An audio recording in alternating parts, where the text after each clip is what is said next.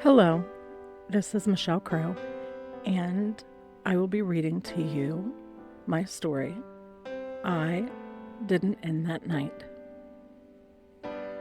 There are parts of me that changed in ways I never expected. Not all at once, not in ways anyone could easily see, but in the quiet, everyday pieces of life, everything shifted.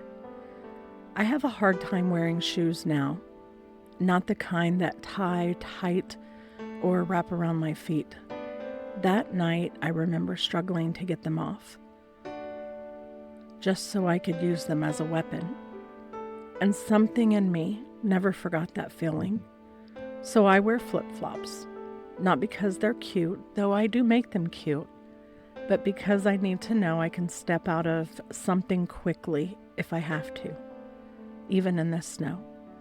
And yes, people tease me about it sometimes, but that's okay. They don't know why I do it, and I don't need them to.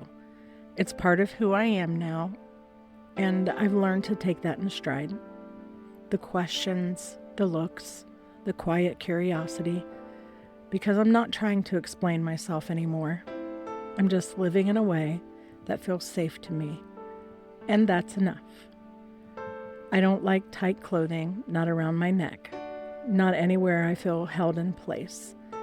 That's part of why I wear dresses now. Flowing, soft, something that lets my body breathe instead of brace. And I love my personal style now.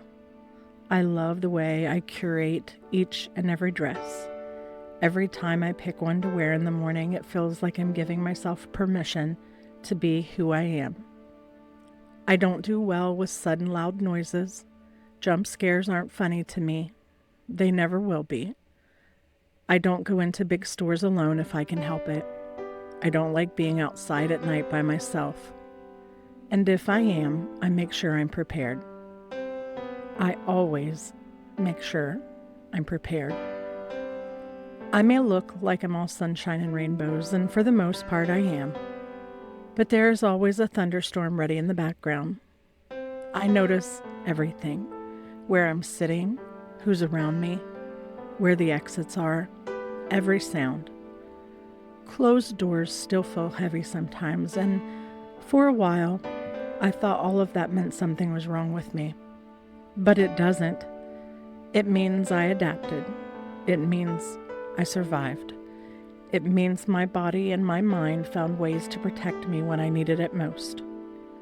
There were other changes too. I gained weight for a while. Part of it, I think, was me trying to hide without even realizing it. Part of it was being told maybe I was, but I've grown through that too. And I'm taking care of myself now in a way that feels healthy, not hidden. And maybe the biggest change of all, I stopped apologizing for who I am now. This is how I move through the world. This is how I feel safe. This is how I live. And I don't owe anyone an explanation for that. Somewhere along the way, my faith came back too. Not the same as it was before, not perfect, but real. There was a time I blamed God for what happened to me. I didn't understand it. I didn't know how something like that could exist in a world where He did.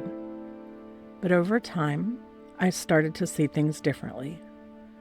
The moments where I was protected, the pieces I remember, and even the ones that faded into the background, the ways I made it through. I don't have every answer, but I don't carry that anger the same way anymore. And I don't carry the hatred I once had for myself either. Because there was a time I hated who I was, for what happened, for how I changed, for everything I thought I should have been. But not anymore. I've forgiven the person who hurt me, not because it excuses what happened, but because I deserve to live without carrying it every day. Forgiveness didn't erase it, but it loosened its grip. It gave me room to breathe again. It's still hard sometimes. I won't pretend it isn't. but I get through it my way. And somewhere in all of that, I learned to love myself. Not in a loud, confident way at first, but in a quiet, steady way. The kind that says, I'm still here. And maybe that's enough. Now I think of myself a little differently. I'm with myself 24 hours a day after all. So I've learned to be someone I can sit with, someone I can trust, someone I can care for. I've become my own best friend, and I like the person I've become. I really do. I'm grateful for this life, even the hard parts, because somehow, through all of it, I didn't end that night. And everything I am now, every boundary, every softness, every strength is proof that I'm still here. And it's worth it. Thank you for listening.